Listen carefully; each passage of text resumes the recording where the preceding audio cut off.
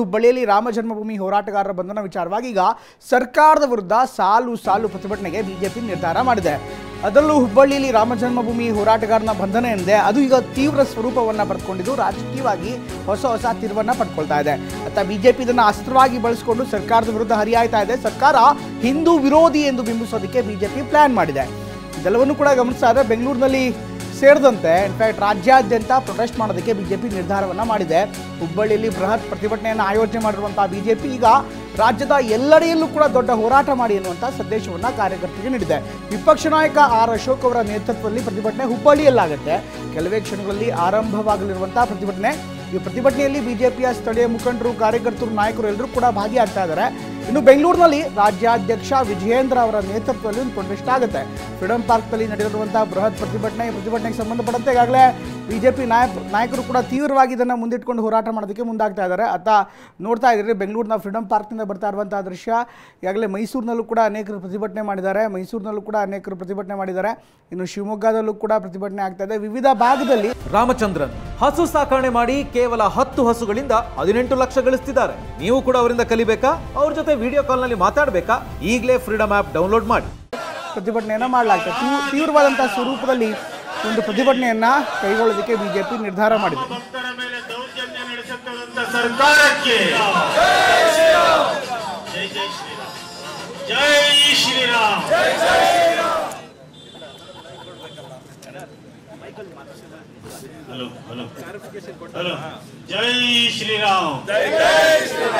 ಜೈ ಶ್ರೀರಾಮ್. ರಾಮ ಭಕ್ತರ ಮೇಲೆ ದೌರ್ಜನ್ಯ ನಡೆಸುತ್ತಿರುವಂತಹ ರಾಜ್ಯ ಸರ್ಕಾರಕ್ಕೆ 31 ವರ್ಷದ ಹಳೆ ಪ್ರಕರಣವನ್ನು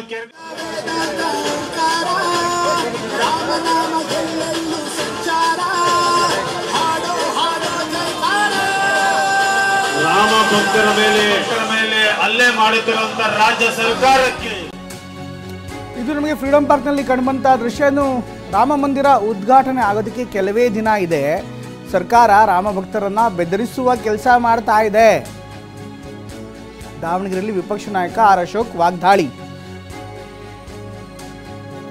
ರಾಜ್ಯದಲ್ಲಿ ಕಾಂಗ್ರೆಸ್ ದ್ವೇಷದ ರಾಜಕಾರಣ ಮಾಡ್ತಿದ್ದಾರೆ. ರಾಜ್ಯದಲ್ಲಿ ಕಾಂಗ್ರೆಸ್ ಸರ್ಕಾರ ದ್ವೇಷವನ್ನ ಮುಂದಿಟ್ಕೊಂಡೇ ರಾಜಕಾರಣ ಮಾಡ್ತಾ ಇದೆ. ಗಲಭೆ ಸೃಷ್ಟಿ ಮಾಡಲು ಕಾಂಗ್ರೆಸ್ ಕಾರಣ ಆಗ್ತಾ ಇದೆ ಅಂತ ಇದೇ ಸಂದರ್ಭದಲ್ಲಿ ಆರ್ ಅಶೋಕ್ ಹೇಳಿದ್ದಾರೆ. ಲೋಕಸಭೆಯಲ್ಲಿ ಸೋಲಿನ ಭೀತಿಯಿಂದ ಈ ರೀತಿ ಮಾಡ್ತಿದ್ದಾರೆ ಅನ್ನುವಂಥ ಮಾತನ್ನ ಇದೇ ವೇಳೆ ಆರ್ ಅಶೋಕ್ ಹೇಳ್ತಾ ಇದ್ದಾರೆ. ಹಿಂದೂ ಕಾರ್ಯಕರ್ತರು ಹೆದರೋ ಅವಶ್ಯಕತೆ ಇಲ್ಲ, ನಾವಿದ್ದೇವೆ ಅಂತ ಆರ್ ಅಶೋಕ್ ಹೇಳಿದ್ದಾರೆ. ರಾಮ ಮಂದಿರ ಉದ್ಘಾಟನೆ ಆಗೋಕ್ಕೆ ಇನ್ನೊಂದು 20 ದಿನ ಬಾಕಿ ಇದೆ. ಇಂಥ ಸಂದರ್ಭದಲ್ಲಿ